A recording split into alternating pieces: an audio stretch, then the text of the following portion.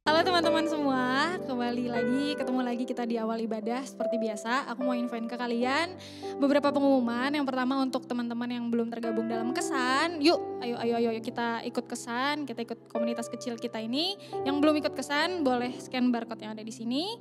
Yang kedua seperti biasa prayer request, kalau ada yang mau didoakan secara khusus jangan malu-malu, ayo datang dan scan juga QR yang ada di sini. Dan yang ketiga, jangan lupa untuk kumpulkan persembahan kita yang terbaik buat Tuhan.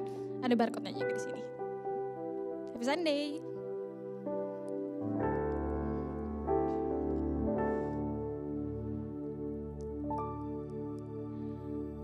Oh Lord my God, when I know someone that consider all the worlds that thy hands have made. I see the stars, I hear the rolling thunder, thy power throughout the universe display. And then see my soul, my Savior, come to thee. How great thou art, how great thou art. Then see my soul, my Savior, come to thee. How great thou art.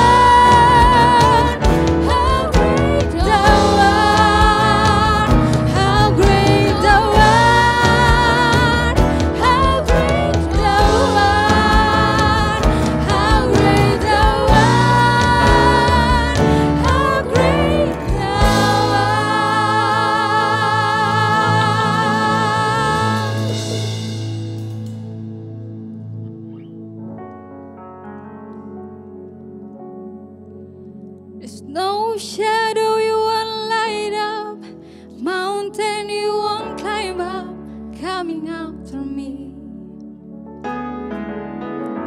There's no wall you won't kick down, lie you won't tear down, coming after me. There's no shadow you won't light up, mountain you won't climb up, coming after me.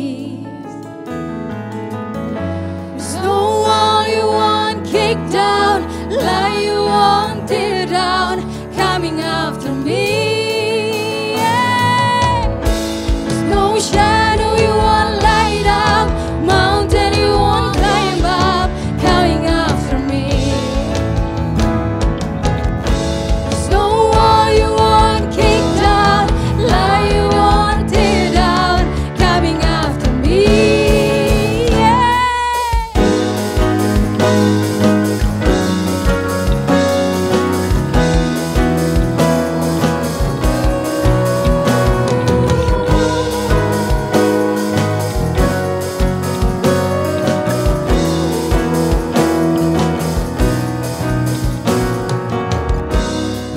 For I spoke a word, you were singing over me.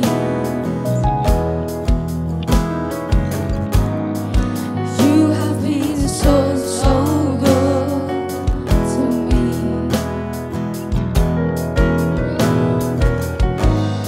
Before I took a breath, you created your life in me.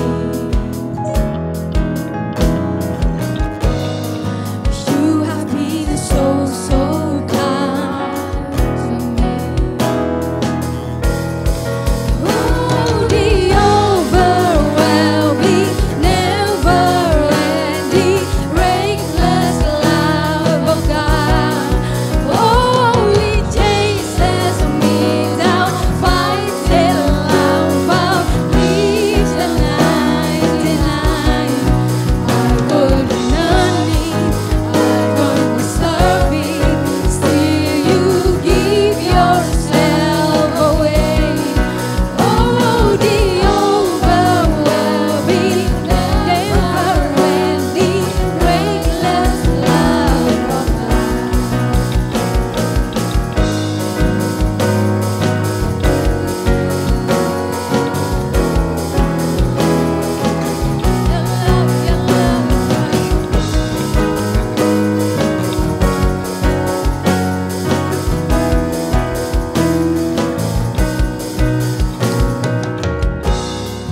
When I wish you fall, still your love fought for me. You have been so, so good to me.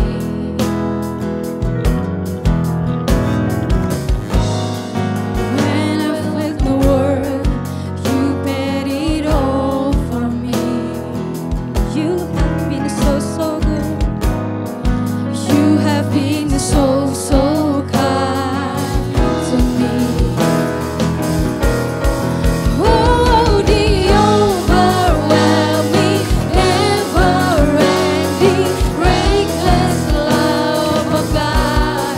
Oh, it chases me down, fights till I found, leaves the 99.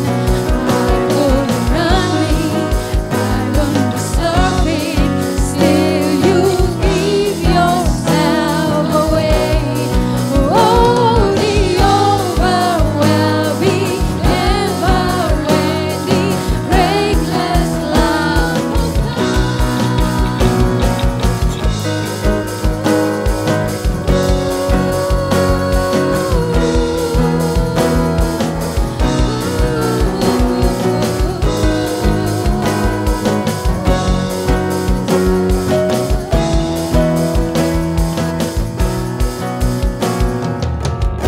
There's no shadow you won't light up, mountain you won't climb up, coming after me. There's no wall you won't kick down, lie you won't tear down, coming after me. There's no shadow you won't light up, mountain you won't climb up, coming after me. There's no wall you won't kick down, lie you won't tear down, coming after me. There's no shadow you won't light up, mountain you won't climb up, coming after me. There's no wall you won't kick down, lie you won't tear down, coming after me.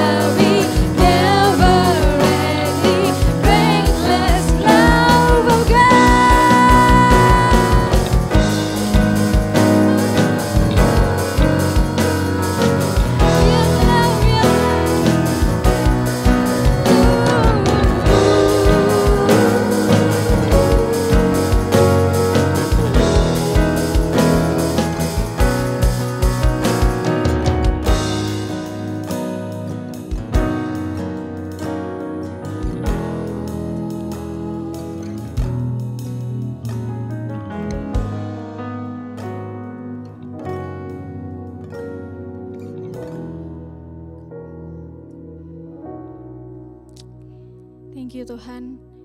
Terima kasih buat segala kebaikan-Mu. Terima kasih buat segala kelayakan yang Kau berikan Tuhan. Sekarang kami mau mendengar sebagian dari firman-Mu Bapa, biar Engkau yang berbicara kepada kami, pribadi lepas pribadi Tuhan, mampukan kami untuk mengerti, memahami Tuhan, dengan sederhana, sehingga kami boleh menerapkan dalam kehidupan kami sehari-hari. Terpuji nama-Mu Tuhan, dalam setiap apa yang kami lakukan, dalam setiap persembahan kami Tuhan. Hanya dalam nama Yesus, amin. Halo MDC Youth, senang sekali kita hari ini udah bisa berada kembali di ibadah online minggu terakhir di bulan Oktober. Di bulan ini kita udah ngebahas, gue mau review kembali dari minggu pertama, yaitu tentang habit. Ivan udah jelasin gimana caranya kita bisa punya habit yang baik supaya kita bisa punya kehidupan yang maksimal.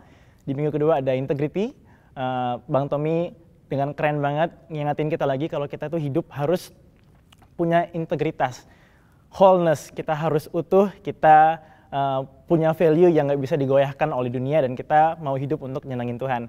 Di minggu ketiga ada excellent dibawain oleh Kak Biges, yang kita harus punya satu nilai yang melebihi standar dunia. Kita harus punya sikap yang mau memberikan yang terbaik, mau memberikan extra effort. Di minggu ini kita akan ngebahas tentang favor. Favor dari Tuhan memampukan kita untuk bisa mencapai sesuatu yang harusnya kita nggak layak dapatkan, tapi bisa kita dapatkan. Untuk kita bisa jadi terang, kita sangat-sangat membutuhkan favor.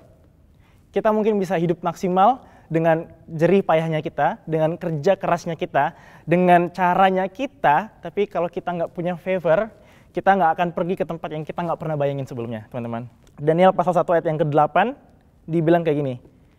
Daniel berketetapan untuk tidak menajiskan dirinya dengan santapan raja dan dengan anggur yang biasa diminum raja.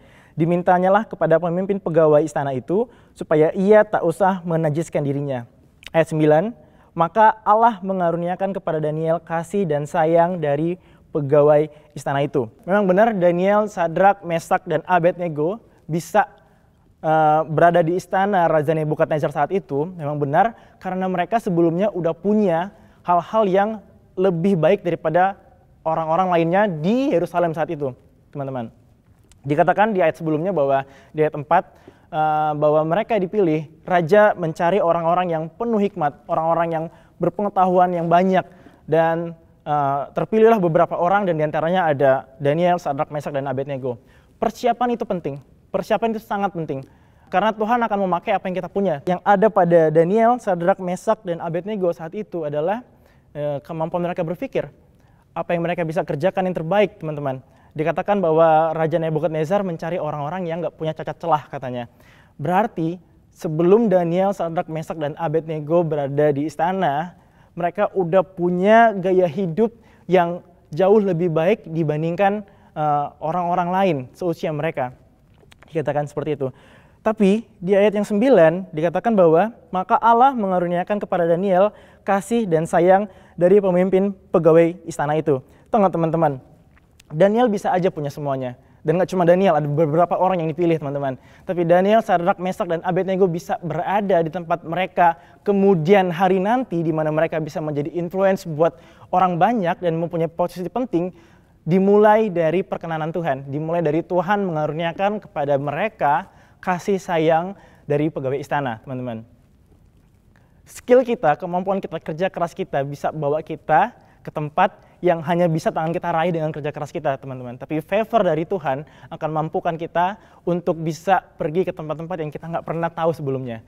Maka dengan itu, gue mau mendefinisikan bahwa favor itu adalah sesuatu yang kita nggak layak dapatkan. Undeserved. Bukan dengan kerja kerasnya kita, bukan dengan usahanya kita, tapi sesuatu yang dikasih kepada kita hanya karena Tuhan berkenan kepada kita. Ada sebuah quote yang keren banget yang bilang kayak gini. One day of favor worth a lifetime of labor. Artinya adalah satu hari aja kita ngedapetin favor itu sangat-sangat bisa dibandingkan dengan kerja keras kita selama seumur hidupnya kita. Gue mau kasih lihat sama kita semua betapa hebatnya kalau seseorang itu mendapatkan favor. Kita akan membaca dari kitab-kitab, dari kejadian-kejadian di mana ada orang-orang yang dikasih perkenanan Tuhan. Di kitab 1 Samuel pasal 16, dikisahkan bahwa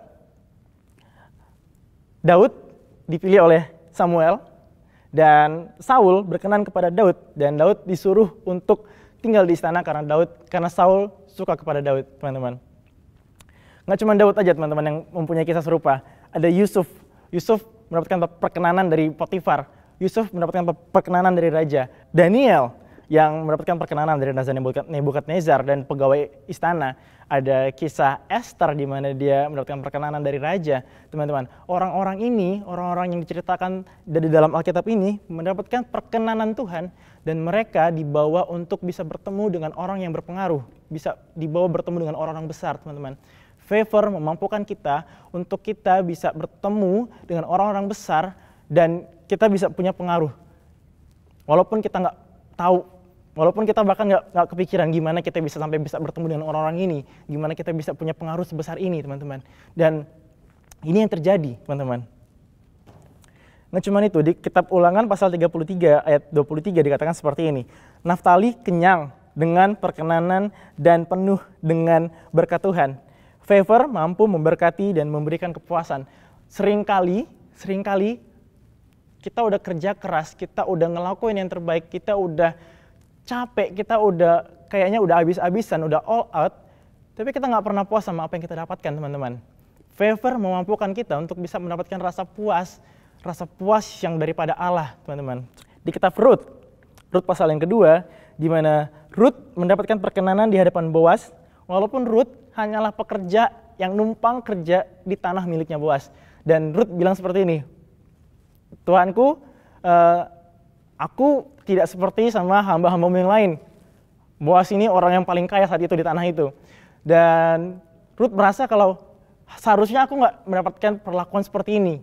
Seharusnya engkau spesialkan. Karena hamba-hambamu pasti lebih baik daripada Rut saat itu, teman-teman. Rut adalah seorang yang ditinggalkan oleh suaminya karena meninggal. Dan Rut hanya pekerja biasa, tapi Rut mampu mendapatkan perhatian dari Boas yang kemudian Rut akan menjadi istrinya Boas. Teman-teman, tahu nggak? Perkenanan, favor, mampu membuat apa yang ada di diri kita, yang terbaik dari diri kita, dapat dilihat oleh orang lain walaupun kita hanya menunjukkan ke apa adaannya kita, teman-teman. Hamba-hamba Boas yang lain, mereka pasti mengenakan pakaian-pakaian yang terbaik. Mereka pasti mempunyai gaya hidup yang lebih baik daripada Rut. Tapi Boas memperhatikan Rut dengan lebih spesial, teman-teman. Inilah yang mampu dilakukan orang-orang yang punya favor. Jadi, favor Tuhan itu sangat spesial. Dan untuk kita bisa menggenapi panggilan hidupnya kita bisa jadi terang, kita bisa jadi orang yang berpengaruh, yang membawa perubahan, yang dimana ujung-ujungnya nama Tuhan dimuliakan. Kita butuh favornya Tuhan. Sebanyak apapun kita bekerja, sekeras apapun kita bekerja, kalau Tuhan nggak berkehendak, ya nggak akan jadi, teman-teman. Pertanyaannya adalah, gimana caranya supaya kita bisa dapetin favornya Tuhan? Di kitab Mazmur, pasal 5 ayat yang ke-13. Sebab engkaulah yang memberkati orang benar, ya Tuhan. Engkau memagari dia dengan anugerahmu seperti perisai. Versi NIV-nya bilang kayak gini. Surely, Lord, you bless the righteous. You surround them with your favor as with a shield. Katanya, orang benar diberikan favor oleh Tuhan bagaikan perisai yang surrounding them. Di kiri ada favor, di kanan ada favor, di atas ada favor, depan, belakang, bawah ada favornya Tuhan melindungi kita, katanya. Tapi sebelumnya dibilang bahwa yang mendapatkan favor adalah orang benar. Abraham mendapatkan favor. Abraham didapati Tuhan, Tuhan berkehendak kepada Abraham karena Abraham orang benar. Daniel, Daud, dan Yusuf, teman-teman, mendapatkan favor karena mereka orang benar. Apakah mereka sempurna? Mereka orang benar, tapi Alkitab nggak berkata bahwa mereka orang sempurna, teman-teman. Jadi ada satu hal yang kita perlu tahu, bahwa untuk mendapatkan favor daripada Tuhan, kita butuh yang satu ini, yang namanya menjadi orang benar. Seperti apa menjadi orang benar, teman-teman? Menjadi orang benar bukan berarti kita hidupnya sempurna. Kita bisa aja salah, kita bisa aja berbuat salah, teman-teman. Tapi mari kita lihat di kitab Amsal pasal yang ke-24 ayat yang ke-16. Dibilang kayak gini, sebab 7 kali orang benar jatuh, namun ia bangun kembali. Tetapi orang fasik akan roboh dalam bencana. Di sini dikasih lihat bahwa perbedaan antara orang benar dan orang fasik. Orang benar bukan berarti orang benar itu nggak pernah jatuh, teman-teman. Dikatakan bahwa sebab 7 kali orang benar jatuh, tapi ia bangkit kembali. Orang benar melakukan kesalahan, orang benar berbuat salah, orang benar pernah terjatuh juga, teman-teman. Tapi setiap kali mereka terjatuh, mereka kembali bangkit. Bedanya orang fasik, mereka roboh dalam bencana. Orang benar kena bencana, jatuh, mereka bangkit. Orang fasik ngelihat bencana, menjatuhin diri, teman-teman.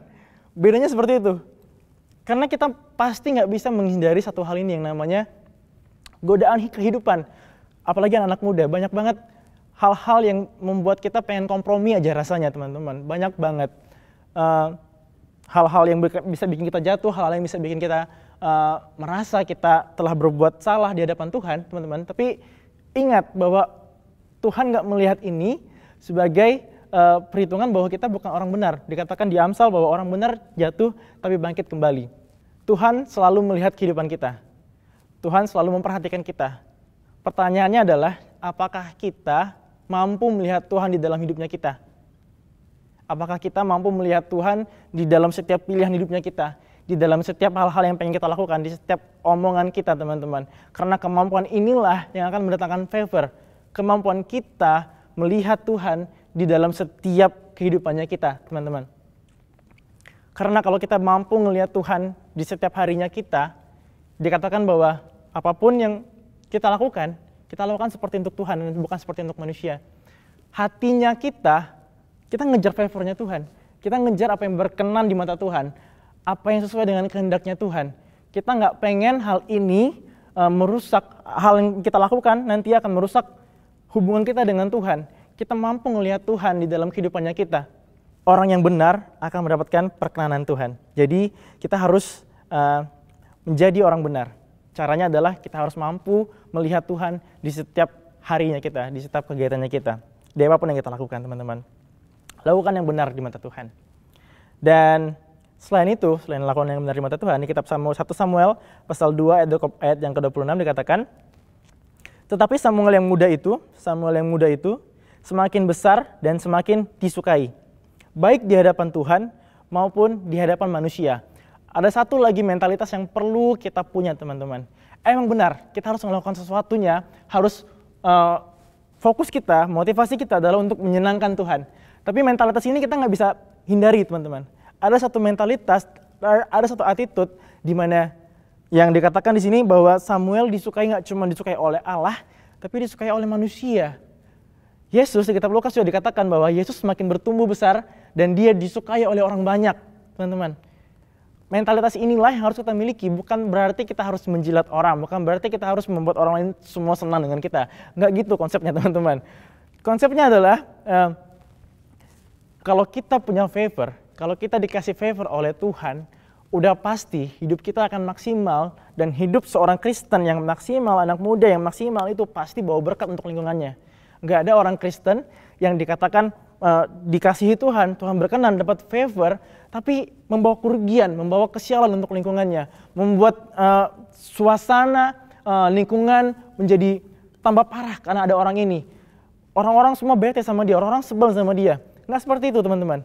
Kalau kita hidup berkenan di mata Tuhan, kita mengasihi Tuhan, yang terjadi adalah kita akan jadi saluran berkat. Kita akan jadi tempat di mana Tuhan bekerja, dan pasti itu akan memberkati orang banyak, dan itu pasti akan memberkati sekitar kita. Dan itulah yang dikatakan bahwa orang-orang yang favor pasti disukai orang. Orang-orang yang mendapatkan favor pasti hidupnya akan memberkati banyak orang, teman-teman. Attitude-nya ini, attitude-nya adalah kita hadir dimanapun kita berada, kita mau serve people, kita mau assist people, kita mau membantu orang-orang untuk menjadi lebih baik, kita mau memberkati orang-orang, kita ingin mengangkat orang-orang, kita ingin berbuat sesuatu yang itu untuk melayani Tuhan, tapi kita melakukannya dengan melayani orang-orang, teman-teman. Inilah yang dikatakan sebagai kita bisa menjadi berkenan gak cuma di mata Tuhan, tapi di mata orang-orang. Dikatakan di Efesus pasal 5 seperti ini, teman-teman. Ini adalah cara supaya kita bisa menyenangkan Tuhan sekaligus sesama kita.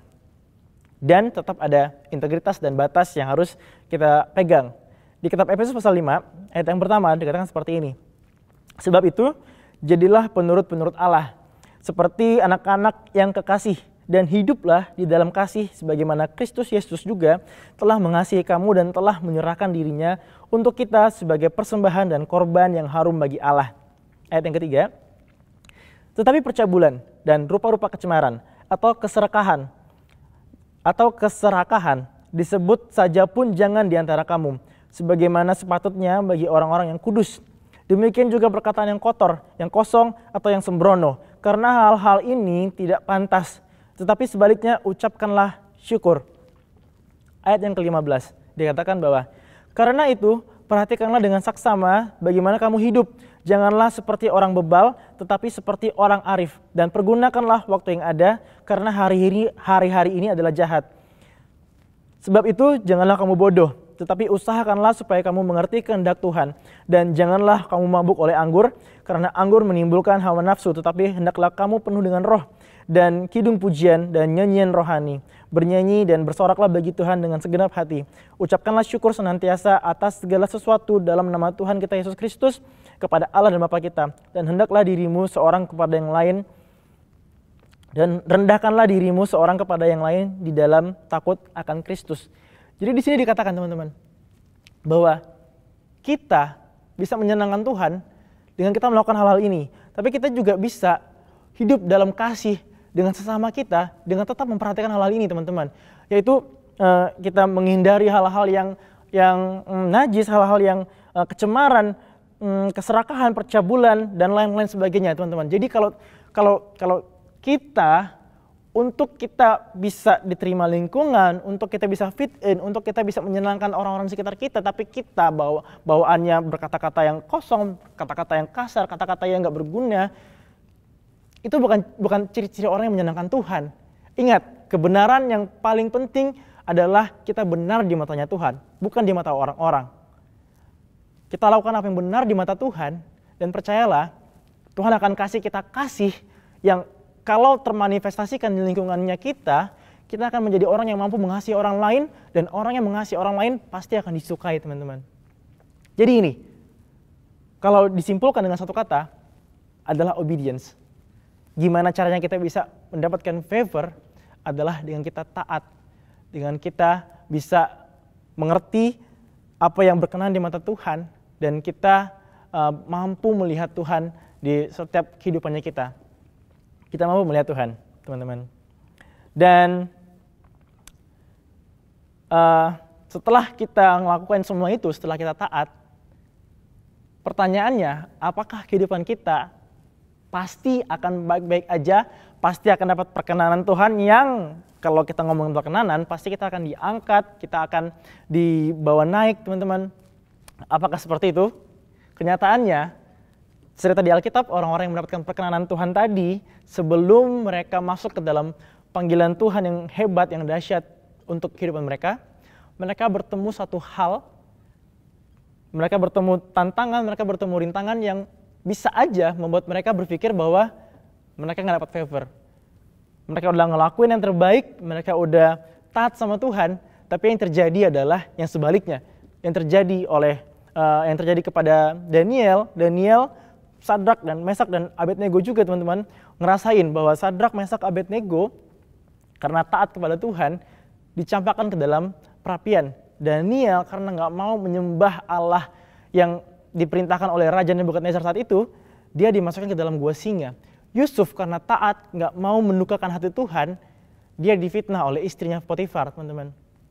Banyak banget, Daud sampai dikejar-kejar mau dibunuh oleh Saul. Mereka adalah orang yang taat, mereka adalah orang yang benar di mata Tuhan. Satu hal lagi, teman-teman. Kalau kita pengen melihat favornya Tuhan di dalam kehidupannya kita butuhkan hal ini, yaitu faith. Kita butuh punya iman, teman-teman. Kita butuh punya iman untuk kita bisa berjalan di dalam ketaatannya kita. Karena ketaatan kita pasti akan mendapatkan resisten daripada dunia, teman-teman. Dan di saat kita mau komit, Tuhan gue mau setia, gue mau faithful, gue mau berkenan di matamu, mungkin aja keadaan gak baik, Mungkin aja keadaan yang terjadi dalam kehidupan kita yang sebaliknya, teman-teman. Mungkin aja kita malah difitnah orang, mungkin aja malah kita mendapatkan kesialan ini, kesialan itu, dan lain sebagainya. Tapi di posisi inilah di saat kita di posisi yang terjepit, yang terdesak, seakan-akan gak ada harapan, seakan-akan kita rasanya pengen banget kompromi untuk ngelakuin apa yang gak berkenan kepada Tuhan, tapi kita lebih memilih untuk komit, kita lebih memilih untuk melakukan hal-hal yang berkenan kepada Tuhan, kita lebih memilih untuk setia walaupun kita gak bisa melihat jalan keluarnya. Di saat seperti inilah faith actually works. Stephen Furtick pernah ngomong satu hal yang gue quote hari ini. Dia bilang seperti ini, "The edge of my next blessings will often be the place of my greatest frustration." Tempat di mana gue diberkati seringkali adalah tempat di mana gue mengalami frustasi yang gede, yang dahsyat, teman-teman. Di momen kita dipres sampai kita nggak sanggup lagi, teman-teman, tapi kita tetap punya iman kepada Tuhan, kita tetap ngelakuin apa yang berkenan kepada Tuhan. Disitulah Tuhan akan bawa kita, disitulah Tuhan akan tunjukin kepada kita favornya Tuhan, teman-teman. Favor itu lebih berharga daripada pekerjaan yang kita lakukan dengan maksimal. Favornya Tuhan lebih berharga daripada apapun, teman-teman. Kita bisa aja punya habit yang baik, kita bisa aja punya integritas yang dahsyat, kita punya sifat excellent yang luar biasa, teman-teman. Bukan berarti ini semua nggak penting, ini penting karena Tuhan akan pakai apa yang kita miliki, teman-teman. Tuhan akan pakai apa yang udah kita latih, apa yang udah kita cultivate. Dan kalau kita nggak ngelatih semua ini, gimana kita siap akan tanggung jawab yang Tuhan kasih dalam hidupnya kita?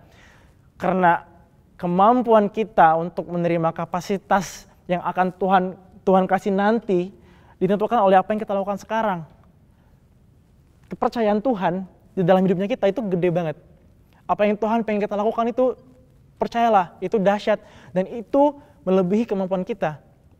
Dan kalau apa yang Tuhan percayakan nanti itu butuh kapasitas yang tinggi dan kita saat ini nggak berusaha untuk melebarkan kapasitas kita dengan punya habit yang baik, punya integritas yang luar biasa, kita punya sifat excellent. Kalau kita nggak ngembangin diri kita dengan kapasitas itu membuat diri kita lebih lebar lagi, mau kapan kita bisa mencapai apa yang Tuhan pengen di kehidupan kita nanti, teman-teman? Karena itu membutuhkan kapasitas yang gede. Itu butuh orang-orang yang luar biasa untuk menggenapi panggilannya Tuhan. Dan bukan berarti itu nggak penting, itu harus dilakukan dan wajib kita punya. Tapi tahu nggak, teman-teman, kita bisa aja punya produk yang keren banget. Kalau kita pernah di momen COVID seperti ini kan banyak teman-teman yang punya jualan makanan, punya jualan kosmetik, punya jualan baju, jualan Netflix, jualan Spotify lah, apapun itu gitu kan, banyak jualan-jualan yang dilakukan. Orang-orang yang bikin produk atau orang-orang yang bikin konten, bikin buku atau apapun itu, kita bisa aja taruh effort yang gede banget untuk produk kita. Kita bisa kasih produk terbaik yang bisa kita berikan, teman-teman. Tapi kemampuan kita menjual semua produk-produknya kita itu hanya sebatas kapasitasnya kita. Favor itu seperti saat kita punya produk dan ada Jokowi misalnya. Jokowi datang dan Jokowi promosi ini produk. Ini makanan ini enak banget gitu kan misalnya. Adik sepupu gue jualan makanan, sekalian promosi ini. Ebi Frozen Food misalnya. Gue adalah Presiden Joko Widodo ibaratnya. Gue out of nowhere mengambil ini satu spesifik produk Ebi Frozen Food dan gue bilang ini enak banget, approve gitu, ini approve lah pokoknya. Lu kalau lagi lapar, lagi apa segala macam, lu pengen nyemil yang dahsyat, yang enak banget, yang nggak pernah lu bayangin sebelumnya, yang blowing banget, makan Ebi Frozen Food. Ini favor, teman-teman. Ada satu hal yang membawa kita, tujuan Tuhan untuk Asyar mungkin, untuk adik sepupu gue ini adalah untuk bisa punya bisnis yang gede banget. Dan dia harus dengan setia mengerjakan dengan sebaik-baiknya untuk bikin produk Ebi Frozen Food ini, teman-teman. Mungkin bisa aja dia mendapatkan produk yang bagus banget, tapi karena adanya favor ini, adanya endorsement ini, endorsement dari Tuhan yang ilahi, dia bisa mencapai sesuatu hal di mana orang lain mungkin nggak akan bisa dapat di sepanjang karirnya mereka, teman-teman. Inilah favor. Kita butuh favor, teman-teman. Dan semua kerja keras kita semua apa yang kita lakukan, itu akan menjadi dasar dari Tuhan bekerja secara dahsyat di dalam kehidupannya kita, teman-teman. Nah, jadi karena ketaatan kita dan karena oleh iman kita bertahan di dalam ketaatannya kita, itu akan mendatangkan favor-nya Tuhan, dan favor-nya Tuhan akan memberkati kita, teman-teman. Gue mau tutup dengan ini. Di kitab Daniel pasal 6 ayat 20 diceritakan bahwa Daniel akhirnya dicampakkan ke dalam gua singa. Karena Daniel nggak mau menuruti perintah raja, di mana raja menyuruh Daniel untuk menyembah satu dewa gitu. Dan saat dimasukin ke dalam gua singa, raja bersedih. Raja bersedih, tapi karena ini adalah peraturan yang bahkan nggak bisa dirubah lagi katanya, maka peraturan itu harus dijalankan. Dan Daniel akhirnya dimasukkan ke dalam gua singa. Kisah selengkapnya ada di kitab Daniel pasal yang 6. Dan mari ikutin gua untuk kita baca di Daniel pasal 6 ayat yang ke-21. Ayat yang ke-20, sorry. Dan ketika ia sampai dekat gua itu, raja saat itu, berserulah ia kepada Daniel dengan suara yang sayu. Berkatalah ia kepada Daniel, Daniel, hamba Allah yang hidup, Allahmu yang kau sembah dengan tekun, telah sanggupkah ia melepaskan engkau dari singa-singa itu? Lalu kata Daniel kepada raja, ya raja, kekallah hidupmu. Allahku telah mengutus malaikatnya untuk mengatupkan mulut singa-singa itu, sehingga mereka tidak mengapa-apakan aku. Karena ternyata aku tak bersalah di hadapannya, di hadapan Tuhan, tetapi juga terhadap Tuanku. Ya raja, aku tidak melakukan kejahatan. Lalu sangat sukacitalah raja, dan ia memberi perintah supaya Daniel ditarik dari dalam gua itu. Maka ditariklah Daniel dari dalam gua itu, dan tidak terdapat luka apa-apa padanya, karena ia percaya kepada Allahnya. Ayat yang ke-24, raja memberi perintah, lalu diambillah orang-orang yang telah menuduh Daniel, dan mereka dicampakkan ke dalam gua singa, baik mereka maupun anak-anak dan istri-istri mereka. Belum lagi mereka sampai ke dasar gua itu, singa-singa itu telah menerkam mereka, bahkan meremukkan tulang-tulang mereka. Ayat 25, kemudian Raja Darius mengirim surat kepada orang-orang dari segala bangsa, suku bangsa dan bahasa yang mendiami seluruh bumi. Bunyinya, bertambah-tambahlah kiranya kesejahteraanmu.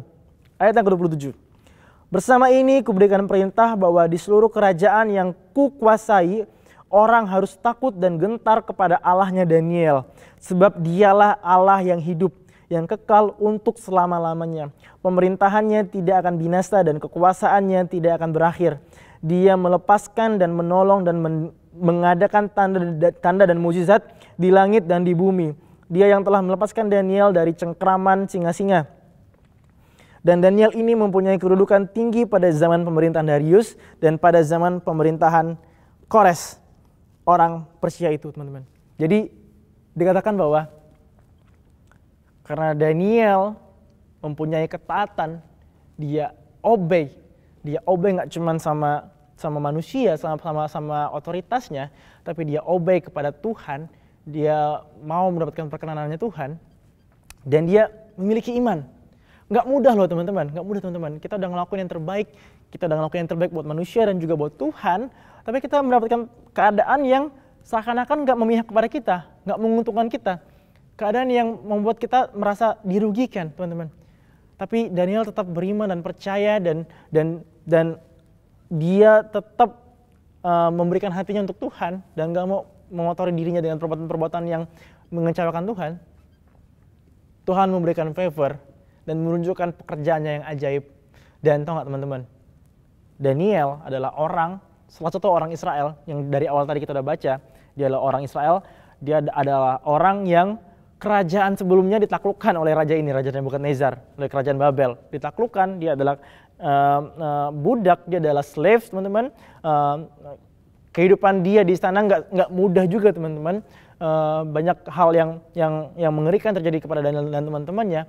Tapi seorang budak ini, orang asing ini, dia mendapatkan kedudukan penting, mempunyai influence yang besar di tengah-tengah kerajaan orang asing itu, kerajaan Babel, teman-teman. Dan tahu nggak apa yang paling dahsyat? Yang paling dahsyat dari cerita ini adalah si orang asing ini, orang yang mengenal Tuhan ini, berkata kepada seluruh kerajaan yang dikuasainya, dia saat itu monark yang luar biasa banget, bahwa Tuhannya Daniel adalah Tuhan yang benar. Dan semua orang harus menyembah Tuhannya Daniel, teman-teman. Favornya Tuhan membuat kita berada di posisi yang kita nggak pernah sadari sebelumnya, mendapatkan kesempatan yang kita nggak pernah sadari sebelumnya, dan membuat yang pasti satu, teman-teman, nama Tuhan dimuliakan melalui kehidupannya kita. Sudah selesai khotbah hari ini? Mari kita berdoa. Tuhan, terima kasih Tuhan untuk hari ini kami udah bisa beribadah kembali Tuhan Yesus. Kami sadar Tuhan, kami bisa ada di tempat kami pada saat ini, hari ini Tuhan, itu semua karena anugerah-Mu Tuhan. Kami ingin mengucap syukur Tuhan. Mungkin kami nggak sadar Tuhan, perkenanan-Mu mungkin udah turun kepada kami karena ada orang tua kami Tuhan yang setia melayani-Mu. Karena ada keluarga kami yang setia beribadah kepadamu Tuhan Yesus. Sehingga kami mendapatkan kemurahan-Mu, kami mendapatkan berkat-berkat-Mu Tuhan Yesus. Biarlah kami hari ini Tuhan mau menyadari perkenanan-Mu yang luar biasa dan mengucap syukur kepadamu Tuhan. Kami mengucap syukur bahwa Engkau selalu ada untuk kami dan gak pernah melawan kami Tuhan Yesus. Hari ini kami berdoa Tuhan, aku berdoa untuk setiap jemaat-Mu yang mendengarkan firman hari ini Tuhan. Engkau curahkan perkenanan-Mu atas mereka Tuhan Yesus. Favor demi favor Tuhan, blessings after blessings Tuhan. Semua hal yang gak pernah dibayangkan, semua hal yang gak pernah dipikirkan Tuhan, terjadi di dalam kehidupan anak-anak-Mu Tuhan Yesus. Biarlah kami punya satu kemampuan itu kami mampu untuk melihat-Mu di dalam setiap kehidupannya kami Tuhan Yesus. Kami mampu menjaga hati kami untuk mau obey Tuhan, untuk mau taat Tuhan kepada-Mu. Dan kami ingin menyenangkan-Mu saja Tuhan Yesus. Biarlah kehidupan kami Tuhan terus berada di dalam jalan yang benar. Kami melatih diri kami untuk punya iman, percaya kepada-Mu Tuhan Yesus. Sampai suatu saat nanti Engkau tunjukkan pekerjaan-Mu yang dahsyat dan favor-Mu akan membuat orang-orang tercengang Tuhan Yesus. Terima kasih Tuhan Yesus, kami telah mendengar firman-Mu hari ini dan kami telah berdoa Tuhan Yesus. Kami selesai beribadah. Dalam nama Tuhan Yesus yang siap untuk melanjutkan aktivitas lagi hari Minggu ini, katakan amin.